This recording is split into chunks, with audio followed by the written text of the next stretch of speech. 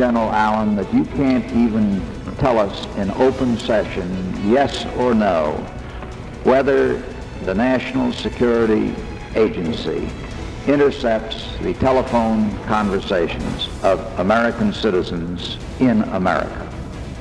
Sir, I believe that a discussion of our operations is properly held in closed session. The action that we do is very closely circumscribed. Secondly, that the question... I heard your testimony. Don't repeat it. You made it very clear. You ask no questions. You yes, but the, and but you the proceed. Question, but the and you don't know whether you're seriously invading the rights of private citizens. You obviously are.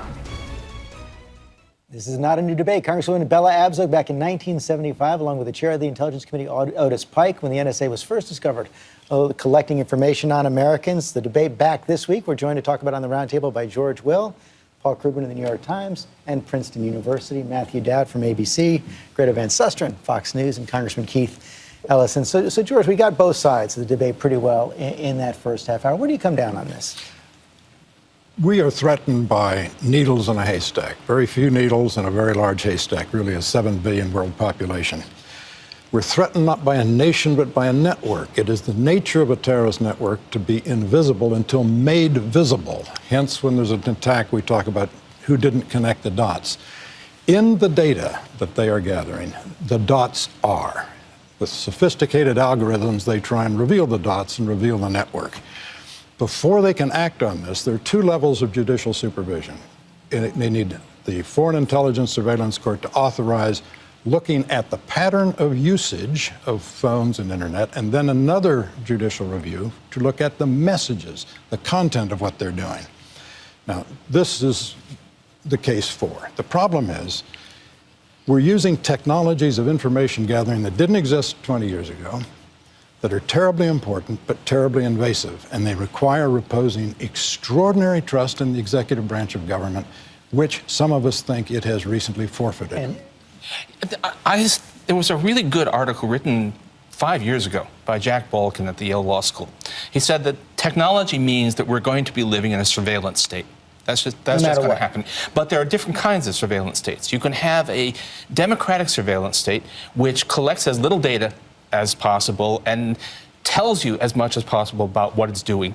Or you can have an authoritarian surveillance state which collects as much as possible and tells the public as little as possible. And we are kind of on the authoritarian side. Well, let me bring that to Congressman Ellison, because you're not on the Intelligence Committee. No, I'm not. Correct. But you are a member of Congress. The president had said on Friday that every member of Congress has access to the information. Can you just first start out by explaining what a member of Congress who's not on the committee knows about this program or can know about this program?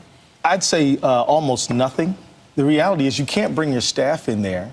So we are moving around Capitol Hill at lightning speed. Nearly every member of Congress is. If you can't get any staff support, that means you got to go into that room. You got to sit there and pour through documents over the course of hours. But are you allowed to see everything? I don't think I am. I'm allowed to see certain things, and they tell us it's available if you make time at certain times and places to go see it. But the fact is, no, I am not aware of this program that was revealed today. I have no notice. We checked our emails and our notices. We were never told that we were able to find out the information's been revealed this week. So I think it's a fiction.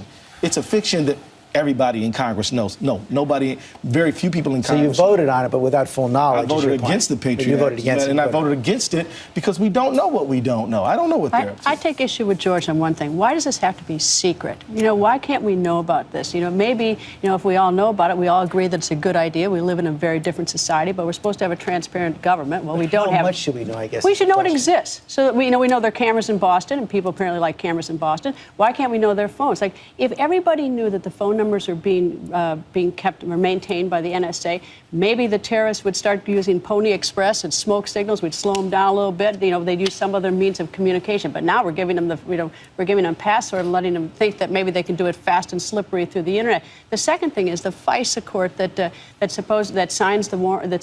the permission. The FISA court, and I got to give credit to Rick Klein of ABC News. He tipped me off to it that there's a 2012 letter from the NSA to Senator Harry Reid, and there are 1,789 requests in calendar year 2012 or until August 30th, 2012. 1,789 requests. Of the 1,789 requests for authorization, one was withdrawn by the government. All the other ones were granted. It's a rubber stamp. It's a rubber stamp. And what they should have is some public counsel or somebody at least arguing on the other side. It's a totally one-sided operation. Well, that's the other problem. At this court, only the government presents right. the arguments. And look at what they did with the warrant with James Rosen. You can see that they do go in and they present warrants to judges that are rather questionable warrants, and judges just sign them. And what do we think about 1,788 out of 1,788? George, I think there's a couple of points here. First is that the idea that the president stands up there and people in administration stand up there and say, don't worry about this. We're not listening to your phone calls, so it's okay. It's not that much of an invasion of privacy. Anybody that understands, and I have a pretty good understanding of how data is collected and how data is collected on phone records, is that you can do a complete lifestyle analysis of somebody, and it's actually a deeper invasion of privacy to do this sort of... But they're saying they don't do that unless they can what go they're back saying and get is, a warrant. trust us. Trust us on this. They're saying that we're doing this, we're going to protect you. And that's my second point on this. This is a balance between an erosion of civil liberties and a protection of public safety.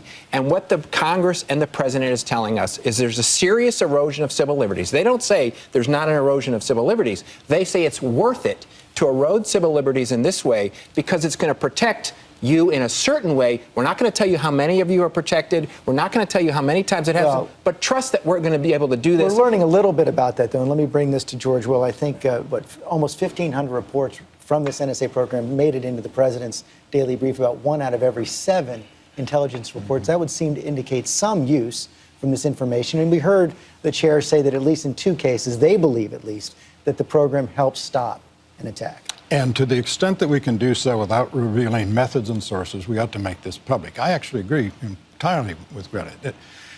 Pat Moynihan wrote a wonderful book on secrecy. He said secrecy, A, makes the government stupid because it hides secrets from itself. B, it encourages paranoia because people don't know what's going on. C, conservatives ought to understand secrecy is government regulation. It's government regulation of information, and they ought to be skeptical about it. But all 6 of us already this morning have left a digital trail. We've used a credit card, we've used a cell phone. It's constant and ubiquitous.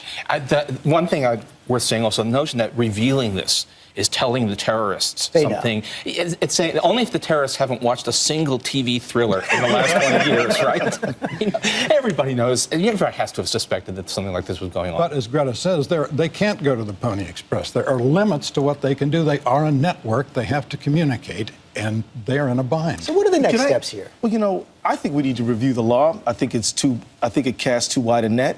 And I think we ought to remember that the best way to protect the American public is to have active police work that follows up on leads that actually exist. Just figuring out, what somebody's phone calls are in Peoria or Minneapolis, for that matter, anybody who's not even connected, I don't think is worthwhile. And if it is, I think somebody needs to come make a case as to why they need that information. I think we passed this law when we were very much afraid and for a legitimate reason, and it's time to come back and really introduce privacy into the conversation.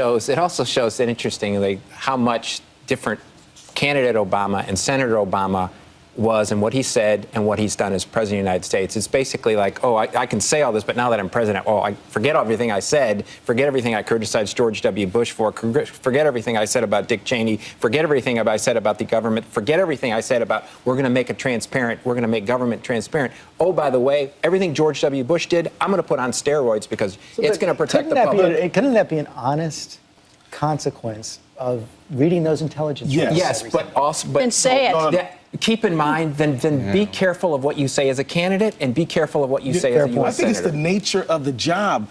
The executive is always going to go right up to the line. It's the responsibility of the legislature to balance these important equities. Do you think Congress has done their job in overseeing? No, I don't. I think we need to peel it back, and we need to make sure that we're considering the Constitution when we write these kind of laws. This is where the IRS scandal metastasizes into a national security scandal. Because I'm sure I'm not the only American saying, and as I look at the NSA information gathering, saying, well, this would really be a problem if we had the kind of government that, say, unleashes the IRS on political opponents. Oh, come to think about it, we do have that kind of government. And therefore, the willingness to trust the executive branch is today minimal and should be. Well, I mean, back in, I think it was, I don't know what year it was, but you said, besides terrorism, anytime something comes out of somebody's pocket, it's not the only new danger in this era. Another is the administration's argument that because the president is the commander-in-chief, he is the sole organ of the nation in foreign affairs. You were talking about George Bush at that time. You know, George, I actually don't disagree with much you said. My only problem is you can't make this an Obama problem. This is an executive problem. I didn't mention Obama. I am saying that, in fact, today, the executive branch, whether... And yesterday. And, well, we will find out.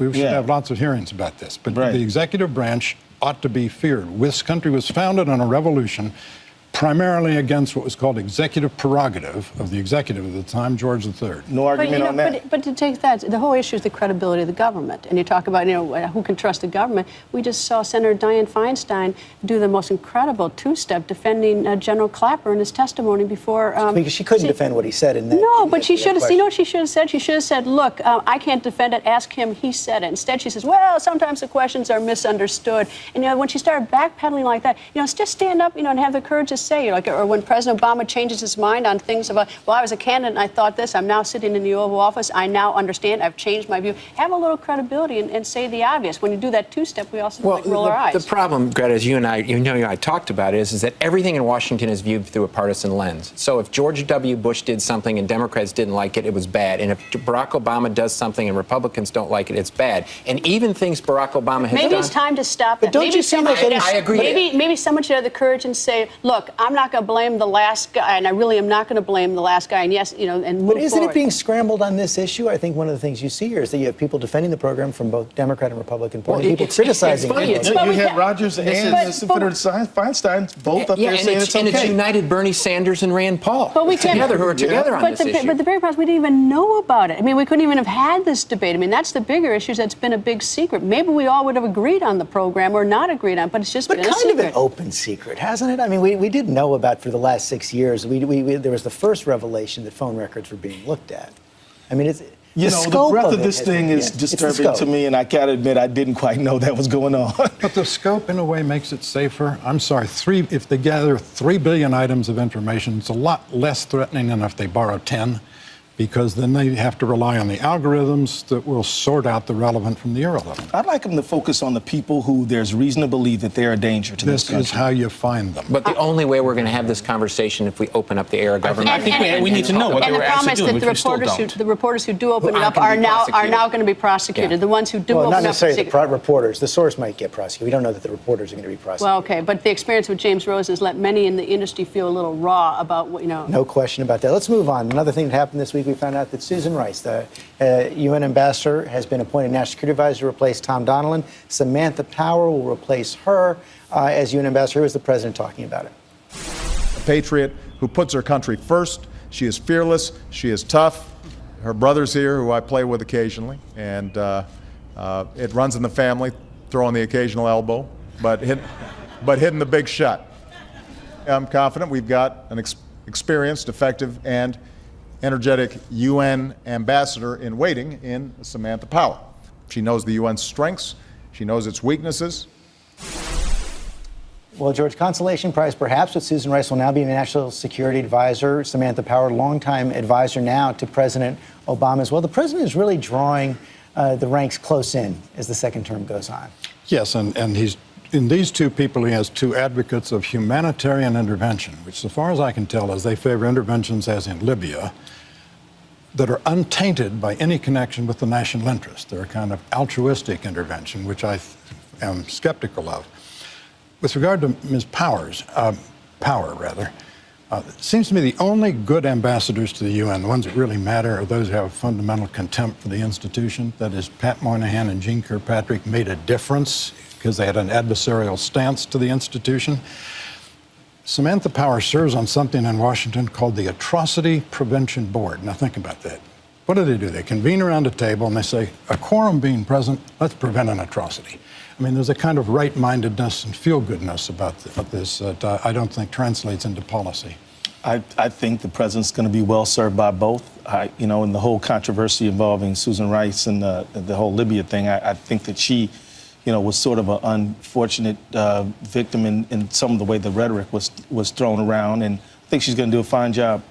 I actually, you know what, the president described Ambassador Rice as patriot, fearless, and tough. I'm sure she is, but what we need is someone who's going to say, instead, ask questions like, how do you know? Why are you saying this? You know, just taking directive and going out to the 5 Sunday shows and saying the same thing is not, you know, not the job. Well, I guess she probably would have done it had she been national security advisor at the time. Well, we have to guess. We have to hope. But it would have been better if he chose someone that we knew would stand up and say, how do you know that? Why are you saying that? This doesn't make sense. To me, this is a perfect example of what actually has gone wrong in Washington. I think Samantha Power is very competent and very qualified. I think Ambassador Rice is very competent and very qualified, very smart people, very dedicated to the government. But just because you can appoint somebody doesn't mean you should appoint somebody. And to me, this is basically at a time when everybody says we need to lower the bitterness and lower the vitriol and bring Washington, figure out a way to get all of this screaming and yelling. He basically sticks a stick in the eye of many Republicans and says, oh, by the way, the people that you've been castigating, the people that you don't trust, I'm going to put in these 2 key positions. But he puts them in a White House. I mean, she puts her in a White House position, not a Senate confirmable position. That would have been the in-your-face move. No, this is even more in your face, George. I think it basically says we're not even going to let you approve this. We're going to put them now in charge of an agency that, as we've learned in the last few days. Now you can alternatively view this as saying, I will not be bullied, right? You guys tore this person up for no good reason, and I'm going to show that doesn't actually work. But I actually think strength comes from actually going to try to reach over the other side and try to get something done. Boy, has this guy reached? He's reached and reached and reached. Not really. Had all his fingers bitten off at this point in his life. Let me bring this back to you, Paul. Friday, we saw the new jobs numbers. 175,000 jobs created last month. Unemployment ticked up just a bit to 7.6%. It seemed to be exactly what the stock market, well, you can't pretty much do anything the stock market doesn't like these days, it appears. But what's your read on what this means for the economy right now? We are in this kind of sour equilibrium. I mean, the economy is growing, jobs are being created. 32 straight months of job growth. Yeah, but, you know, it's a growing population, it's a growing workforce. The share of adults who are employed has been flat for several years, way below normal levels. We are just creeping up. I mean, I think there's a slow, but, you know, there's more than 4 million people who've been unemployed for more than 6 months. Still, that's an incredible number by past standards. So this is a terrible, terrible economy, and it's got a glacial pace of improvement. The fact that we think of the job report like Friday's as being a good report just shows you how depressed our expectations have become. Wall Street thought it was good because it was so bad. It meant that the Federal Reserve would not stop printing money, the purpose of which is to pour into equities seeking high returns, run up the stock market, create a wealth effect, and, to use the magic word, trickle down to the American people. One of the consequences seems to be, Congressman Ellison, it seems like it's taken all the air out of any effort to get a deficit reduction deal this year. With the deficit coming down, with health care costs, it appears to be coming down, the economy growing, not much happening. I'm afraid you're right. We are not focusing on sequester, which I think is responsible for what I think are kind of lackluster job numbers. I mean, we cut 14,000 public employees in this last round. And so, I mean, I think that, you know, and the numbers are just going to keep coming with regard to sequester. And public employees, I mean, their checks spend just like everybody else's. I can get that. I think we were ready to have a much stronger recovery. Housing is coming back. People are feeling better. Kids are starting to form households again, all those things. And the sequester, you know, so it's not that we shouldn't be looking at this as positive job growth. We should be looking at it as, gosh, we might have been ready for takeoff here, and we have the sequester killing it. You know, the thing that disturbs me is that the economy I see as a three-legged stool, the rich, the middle class, and the poor. And all three have to be winning and surviving, and we do nothing about the poor. You know, we play with all these numbers and look at all the unemployment, but we still aren't digging into the inner city and going to the poverty, the huge poverty at the bottom in the city. Obamacare is actually a huge anti-poverty program, and it kicks in full on January 1st. I think it's got a lot of other problems. In every state. Well, no, you have it in a lot of states, right? You know, yes, it's not going to do anything for the poor. But it's going to do a lot for them in California. It's going to do a lot for them in New York.